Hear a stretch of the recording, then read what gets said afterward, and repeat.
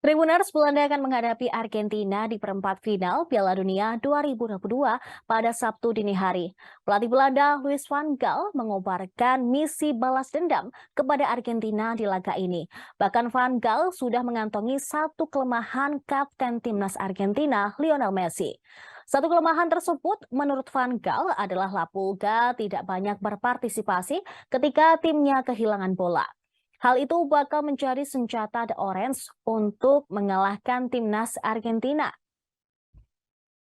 Luis van Gaal berencana melakukan aksi balas dendam kepada Argentina. Dia belum lupa dengan kenangan pahit di event yang sama 8 tahun lalu. Kala itu, di Oranye harus mengakui keunggulan tim Tenggo lewat babak adu penalti. Meski demikian, Van Gaal tidak mengambil sisi negatif dari kekalahan itu. Dia memilih untuk mengungkit kemampuan skuad Oranye menahan Argentina. Memang, Van Gaal tidak sekedar nostalgia dengan kenangan tersebut.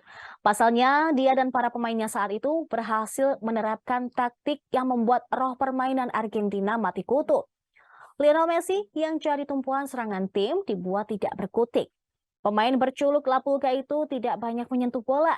Hal itu membuat Argentina tidak bisa menyerang lini pertahanan Belanda. Sayangnya, Belanda juga tidak bisa membongkar ketatnya pertahanan La Albiceleste.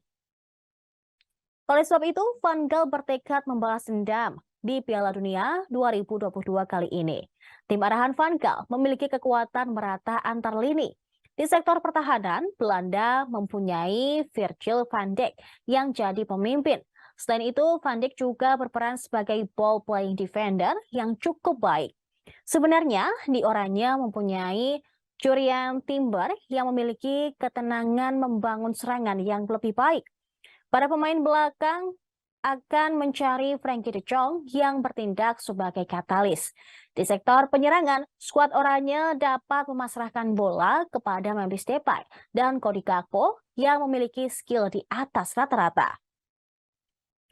Timnas Belanda lolos ke perempat final usai mengalahkan Timnas Amerika dengan skor 3-1. Sementara itu, Argentina lolos ke babak 8 besar usai mengandaskan perlawanan Timnas Australia dengan skor 2-1.